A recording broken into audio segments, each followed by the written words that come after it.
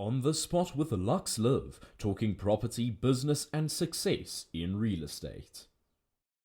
We're going to talk about the markets, what we've seen after June, when the interest rates didn't go up, and now people are speculating and expecting that in September they're going down. So we just want to tell our audience what we've been seeing and happening in the market, Joel, at the moment. What have you seen, Marusha? Anything positive I think the towards the market end of is the year? definitely more positive than it was in the beginning of the year. How many times did you hear, I'm waiting for elections? I think if I heard that one more time, I was actually going to run away. Like, okay, so were you going to be homeless? Whatever government we had, were you going to be homeless? No, you wouldn't. So I don't understand. But yeah, I kind of got sick of listening to that.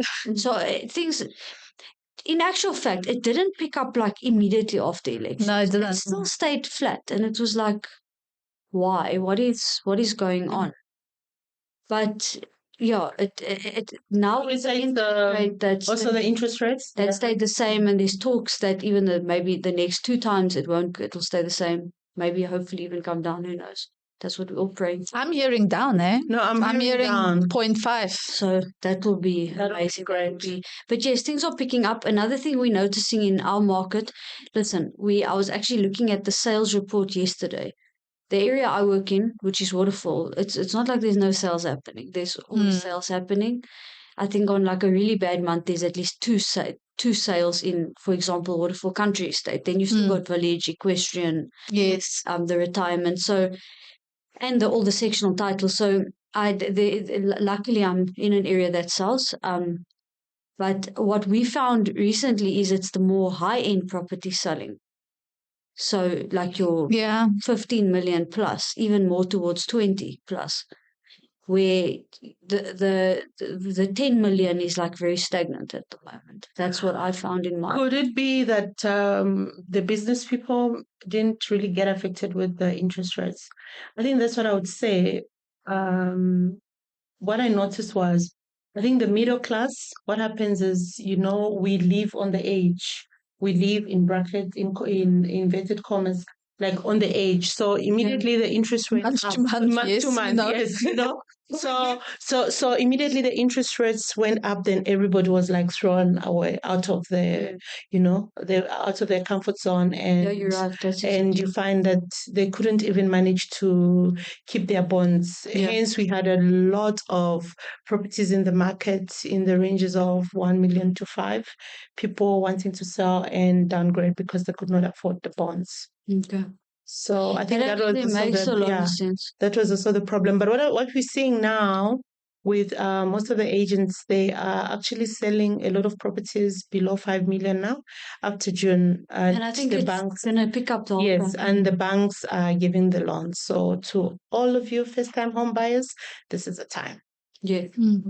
Yeah, and the banks have become very innovative. Yes, I don't know if they're lenient necessarily, or more kind of they're changing, the risk,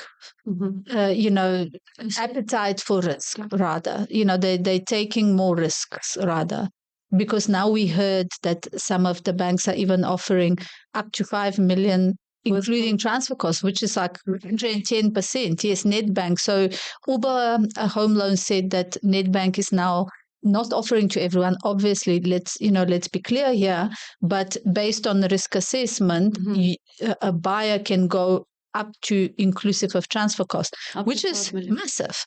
Because on 5 million, your transfer cost is just under 500,000. Yes. And, these days, 5 million is a lot of money, but it is kind of a family, maybe your first big house that you buy, from apartment. Maybe if you try and go into, I know Waterfall, obviously, that's kind of your entry level for Waterfall Village. But with other areas, 5 million, a family would think carefully. But to have then the 500,000 also saved separately for transfer cost. Yes. Yeah. Initially, it was just investors that used to give their business people that transfer costs up to 5 million. Which is but now that is good. It's a big risk because obviously the bank then doesn't actually have that security. Yeah. The property is only worth 5 million, but they've just gone and gave 5.5 million. But hence I'm saying, I'm sure we haven't done one yet that I know of. I personally haven't. I haven't done one yet. And I'll be curious to learn when one of our, either us or one of our colleagues here has done one. I would be curious to learn what were the requirements. Were they looking at, must the house be underpriced? If someone bought it at a very low price, how is the bank evaluating it? Because you're quite right. If you bought the house at market value, at 500, and you add 500, which is 10%, that's being it's another 10 years before this house actually equalizes on the value. So, that is something I'm curious to see what happens.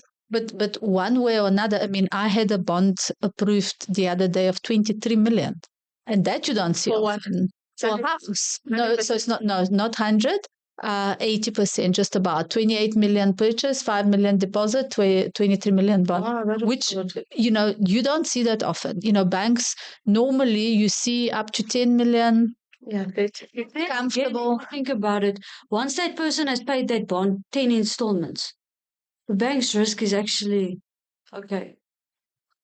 Well, I mean, technically you're paying interest, but still, no, I know. If there's a 20% deposit, you mean? No. What I mean is, if you take that 5 million and they gave 500,000 rand, let's say plus minus your installments are 50, 55, 10 months. That the you're talking about the transfer cost. No, but you're assuming, and very well, and owners just don't realize it. Bias is that the houses are not appreciating that fast. So if that person battles to pay, a year later, if they try to put it on the market, they're not going to recoup that money. So the bank's not okay within 10 installments. I think they need a few more than 10. Yeah, but I'm just saying, then they've kind of made up those transfer fees that they've given out. Because but the opportunity cost of the money they've given, they could have put somewhere. No, for sure. But I mean, either way, I think it's good for the buyers. And the other thing that I'm seeing is that, like you're saying about the risk, to say they are more accommodating now. You find that someone has maybe, let's say, a credit card that they haven't been paying.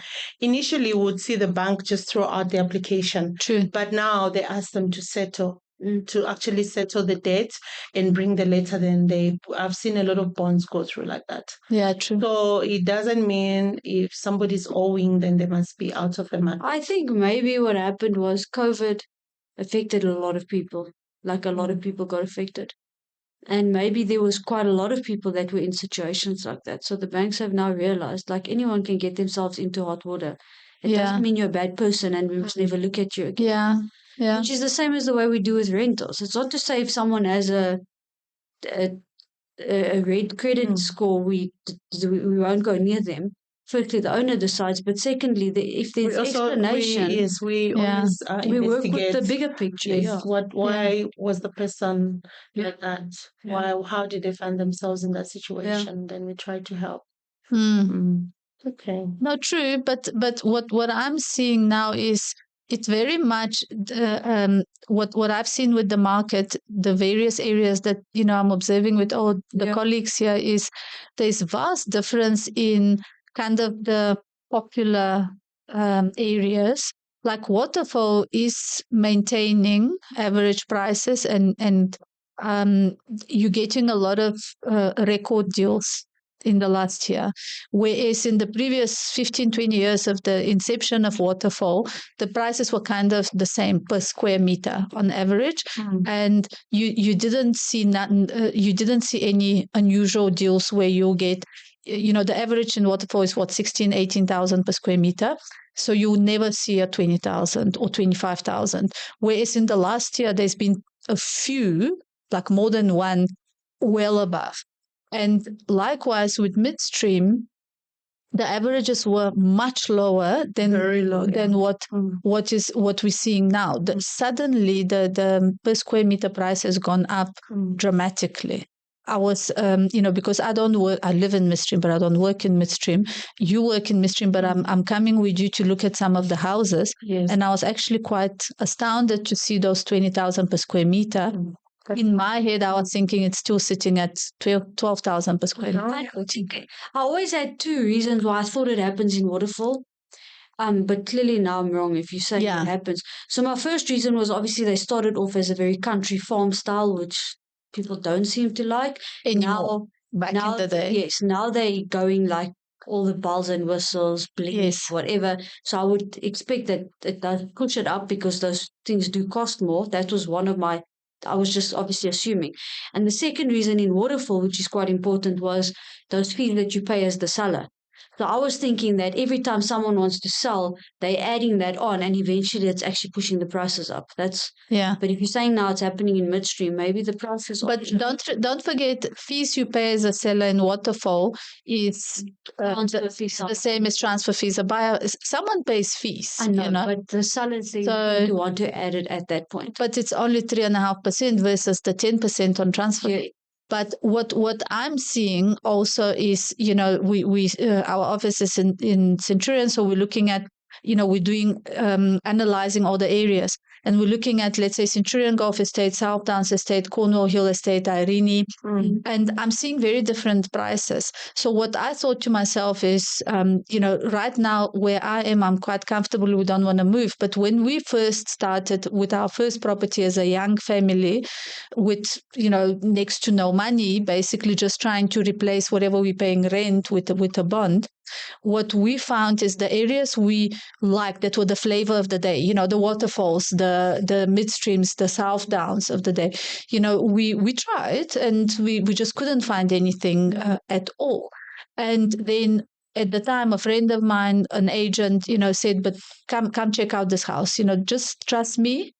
And I trusted her because she's a friend. I would never have looked at that area. But literally, it was not even 5 minutes from where I was trying to find very hard, and I couldn't. And we bought a brilliant property at literally half of the price in Waterkloof Glen. So basically, at the time we were living in Waterkloof, we were renting in Waterkloof, Victoria. So leafy suburb, the most amazing suburb. We could not, brand new couple with a baby on the way, not a chance. We tried, we put offers, nothing was coming close to what we could afford. And just to put it in perspective, it's quite a few years ago, but Waterkloof Glen is not even a 5-minute drive. It's maybe 5 kilometers from Waterkloof proper. So we bought a house. I still remember it's our first house, obviously, for 1.2 million rand, 4 bedrooms with a double garage. Really? It was brilliant. And, a stone throw away from mainland, so keeping an open mind. So let's say now the fashion of the day is midstream, the fashion of the day is Waterfall, Tain City. But just remember that just outside of that gate is another estate. Yes, and you can literally half. Literally. True. Like Fountain Brook. So in midstream, there's another. Yes, there's another development coming in Fountain Brook, and you find the same property in Midstream Heights, which is the newest now. 20,000 per square meter, like she said, but in Fountain Brook, it's still between 12 and 15. Yeah. And same developers. So I think it's different developers, but I mean either way, that's but I mean like some of them. The developers some still have stands there. Like one developer that I'm selling 2 properties for, he's building in Fountain for 4 million. Okay. Yeah, you see. And likewise, I mean, I also am not an agent in Centurion Golf Estate, but I know obviously the properties that's just down the road from us. It is literally half price. So you can get the same size. People often say, oh, but if I could buy, I want this house, but if you could just put it there. No, you can't do that, but just adjust your mindset and buy it here. And when you can move across the road, but I mean, Centurion Golf Estate is across the road from South Downs. So if you can't afford South Downs, don't despair. Buy in Centurion Golf Estate, and when you're ready, you can move to South Downs if that is, still. Cornwall Hill Estate, we did that tour the other day. That's going to come out hopefully next week. And I was blown away. People hold on to their properties forever there. And what is this telling you? they love it. They have. You know, so first of all, it's a very unknown estate, Cornwall Hill. But when you go there and when you see the amenities they're doing, but also when you see that people just stay, they don't sell after 3-4 years, they stay. That means it's really great. So keep an open mind and just expand your search. Yeah. So, but then that also comes back to working with an experienced agent, right? Because And trust your agent. Yes, trust your agent, and we are truthful. We tell you the honest truth. This is what Waterfall offers. But if you go behind Waterfall, there's this estate. This is what they offer, and I don't really think there's anything. yeah. My area too much. You're probably buying from me. I'm not taking you. So, are you not taking them anywhere? Not taking you. Are you not taking them to Kalami? No, then you're gonna phone a colleague. Oh, I'm gonna send you to a colleague. Yeah, she will. Oh, she Yeah, will. so That makes sense. we cover a lot of areas in our company. So if you're not buying from Waterfall with Chihuahua, you can always buy from another colleague in Kalami. You actually had that case with Kalami. Yeah, I mean, these people that realize that they can't find anything for less than 5.5 size wise, and in Kalami they could buy for 4. The size, if you match size for size, and again 5 minutes drive. So that's that's interesting. Yeah, and it's a lot better value for money, that's for sure. But overall, I'm seeing prices going up. Not up on the existing properties. I'm just saying on the new developments. And I agree with you. It's probably because of all the costs that have gone up since COVID on construction. Obviously. But also people have an appetite for new stuff. So it's like cars. You no longer want to pay the same price for a house that's lived in versus a new house. People want then the new house, and they're prepared to pay a premium for the new house, but they're not prepared to pay that same price for next door neighbor that's a lived-in house. Yeah, that's true. And that I see with the sellers is a challenge, because their mindset is they go online, they see all the new houses that are coming up. I mean, I'm thinking, let's say now, even Midstream Heights, but even Waterfall, you see the 15, 20 million rand houses, and you're like, okay, but I'm literally down the road. I want the same price, but you can't. Your kitchen's old, your bathrooms are old, your house is lived in. It unfortunately, yes, those new prices of 20,000 per square meter can't apply to my house in Midlands Estate that I bought for less and is now 8 years old. No, that makes sense. Yeah. But yeah, so what we're heading for September now. So what the market is, so any owner that is listening now and considering maybe selling, there is no better time. Year on year, the statistics always show the same thing. September, October, November, and December. We sell the most. The most. In those 4 months, we've seen it every year. We sell more in the 4 months than for the preceding 8 months. Exactly. Yeah. Start watering your gardens.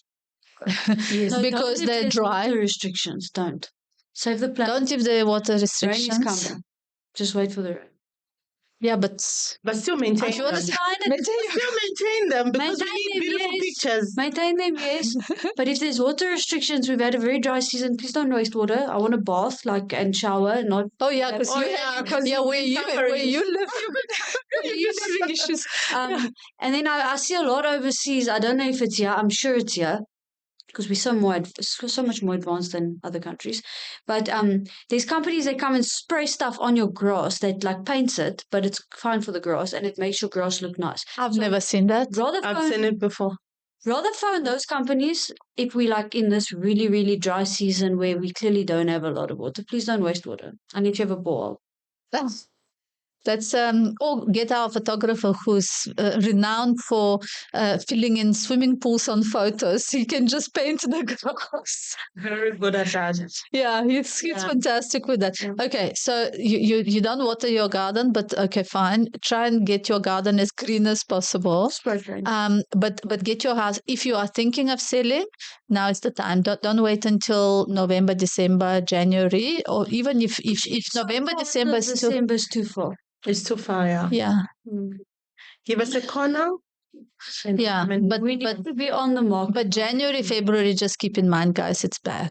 It's bad for selling. People have spent all their money on their holidays, and they're not as eager. And also another reason I think why people start buying a lot this time of the year, because it's spring, it is a bit of a revival. But I think people are tired from work, and they kind of start winding down from about November. So you see a lot of house hunting November and December because nothing happens in the offices. So there's a lot of video tour watching, I think, online. I think it's actually very true, because even now, I'm starting to feel a bit like tired some days. Yeah. It's like you don't have that like you do in January. Yes. Yeah. And I, for some reason, always want to go away in the beginning of the year. Yeah. I don't know why. Like then I have energy, like push it to the end of the year. Yeah. So that actually makes sense. I've never thought about that. Yeah. Yeah. And so I mean, get the house ready, get it decluttered, get it up and get it priced as close to the realistic price, because this thing that people have in their heads that let's price it at $1 million more, I would say percentage wise, you should be 2 to 3%, maximum 5% from what the market indicators are showing you. And I know we said a lot, but I think we can't say it enough, is that the market indicator is a compilation of all the statistics of what has registered. So it's not me being ugly to you on your house or me not believing in your property.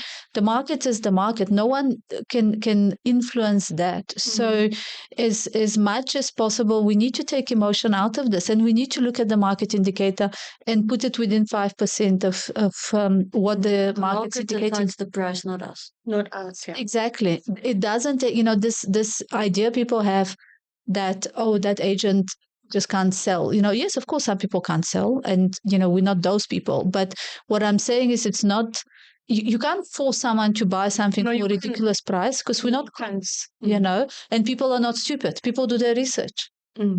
So if they can buy 3 houses for the same price that, I'm trying to sell my house for because I think it's the most amazing thing on earth, it's not going to work. And that's why we see a lot of houses sit on the market for 5, 10, 15 years, because we see it, especially in the, in the higher price ranges. Yeah. So, and then people don't want to just realize that there's 3 reasons your house doesn't sell: price, location, marketing. No one can compete without marketing. No one. Yeah, no. True. You can try. True. We love our market. Be ready to work day and night. We actually don't even sleep. But the price can ruin everything. The price and then obviously the location, but we're also not we'll tell you if it's an area that's not selling. So it's always the price. So the location, though, is linked to a price. So yes, some areas sell a lot less. I mean, I've done market reports for specific areas where you see the average turn around of a property is 15 years. So you're like, gosh, very seldom does someone come here. But again, then once every 15 years, or each house sells once every 15 years, but then your price will influence. So if you are priced better than the others, you'll be the one that sells before the others sell. And that's something with pricing that is so important. If you price the same as the others, you better be so much better in terms of the look of the house. Whereas people often make the mistake of thinking my house is better, therefore my price must be better. But that's not the case. It will only sell if it is priced the same and it's better than the others. Because if me as a buyer, I have to pay more for your house because you renovated the kitchen, I'll say, no, I'll pay the cheaper price and I'll renovate the kitchen my way, because your blue kitchen doesn't work for me. I like my pink kitchen, whatever the case is. So I'm never going to pay for a renovation project the cost of the renovation, because if that's what it's going to cost, I'll renovate myself. It was a value to the orange kitchen that was there before. You need to keep that in mind. Yeah, but also if it's going to cost the full price of the renovation project, the buyer's going to pay it. Exactly. To do their own. The property had a price before. It wasn't like, okay, I'm going to add the kitchen and just add that value. It doesn't work like that. And there's wear and tear. Yeah. Yeah, but we always tell them to say when you renovate your house, you improve your kitchen. It just makes it makes it easier for us to sell the price. I mean, to sell the house, but it doesn't Yeah. change the price. Yeah, It so doesn't necessarily same make, price, your same property price. must be better. Yes. If your property is the same as everyone else's property, your price must be cheaper. So if you're the cheaper one with the same quality, you'll sell first. Yeah. If you're the better one with the same price, you'll sell first. But if you are more expensive and better, no, the cheaper one's going to sell because people. One of our colleagues listed a property last week, early last week, right? Was it early last week or the other week? Yeah, no, the other week. And then last week, the people renting in that house could not give her access. So this week she went and showed. And Oh, she had 30 inquiries, I think. 30 in a day, 20. I was like, it's too much. I almost told her to take it off, but obviously because we don't have a written offer, we can't take it off the market. But trust me, literally yesterday I told her stop showing because now we'll look to the seller like we don't know what we're doing. 5 offers on the table.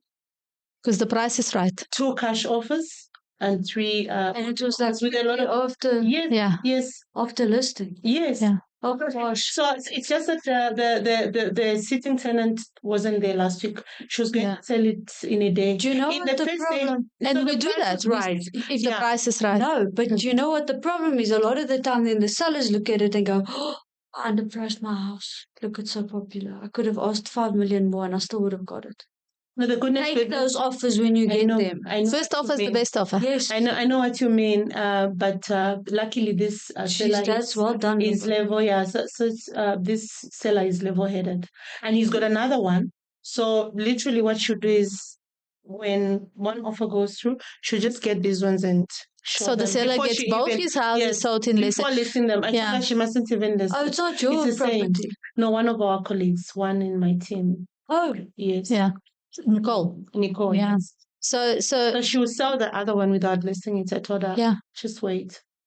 If you sell one of immediately, those 5 offers, exactly. yeah. If you sell within 3 months, that's exactly when the price was right.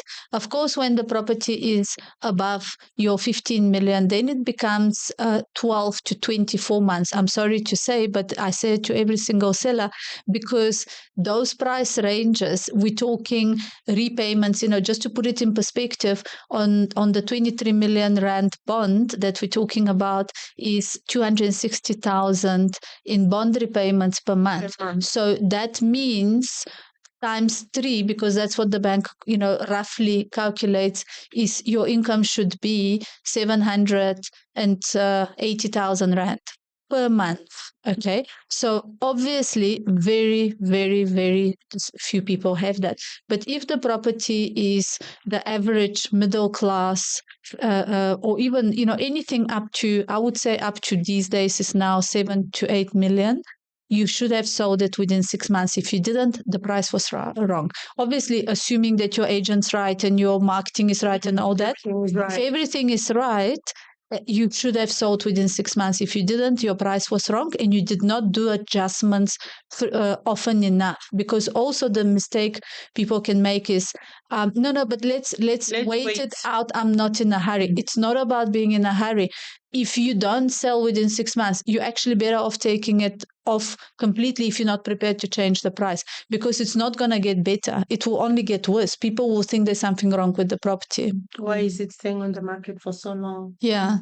But selling within a day, within a month, completely normal if you are in a high demand area and you priced right. It definitely doesn't mean that, oh no, I went too cheap, because trust me, No. I've never, in the 20 years I'm doing property, I've never seen someone, because we've all had that. We've all lost a situation where the owner thought you sold too fast. And therefore the price was wrong. Therefore I'm taking it off and I'm launching it again with a higher price. I've never seen that succeed. And in actual fact, I see people lose out more. They end up, yeah. So if you priced with the market related value, or let's say within 5% maximum, you will sell within your 3 months, ideally up to 6 months maximum. But if you priced at 20% above, you probably sell below 10 to 20% below your market value. So you will lose out. It's not even the karma, it's the fact that people keep seeing the properties. People are clever and they do the research. It becomes greed, and then you're shooting yourself in the foot later. Yeah. It might be just that someone's giving you wrong ideas or someone's misrepresent. Doesn't matter what it is, but yeah, for sure, it's detrimental. Yeah. One way or another, it is detrimental. But yeah, we've sold properties that were never listed. That owner didn't say, oh, if you could manage to sell it without listing it for that price, I should have sold it for more. When the owner realizes and trusts you with the advice that you give them, I've got 2 that I sold that were never listed, and those were some of my highest sales, so as long as everyone's on the same page, then it works very well. So Nicole, I think she did a good job to also build the trust with the seller, and the seller also is very knowledgeable because they're also a developer. So luckily, now he's going to sell 2 houses in less than a month. Yeah. Yeah. Good. But because he listed right, like we're saying, the price must be right all the time. Yeah. 100%. So please sellers, listen to your agents. Yeah. Yeah, of course. I mean, if she had placed it at 20% more, there wouldn't be those 30 calls. No. And that's the thing. I mean, your average buyer will easily spend 6 months or more even. Sometimes we see buyers last year. I mean, we saved them on our database and now they're calling you. The guy that I just sold, he signed the offer last month, but he first contacted me in December. So 7 months before he bought. Exactly. And of course, that's normal. It's a huge investment, So the guys are watching the market. So they're not going to be blindsided by an agent that is overselling something because they know what the average prices are, just as much as we do. Yeah. Yeah. Okay. Right. Well, then any other thoughts? Are we ready to go selling? Hey, because it's we need to go and sell. We're heading for September. Yes, we need we to must go and be sell ready. now. We need to sell before December. A lot of properties. Yeah, we're going to. Yeah, so we can actually go on holiday. Okay, I'm going on holiday in a week's time. Okay. I'll spend the money before I earn the money. That's the best way to keep your back. Pressure. Yeah.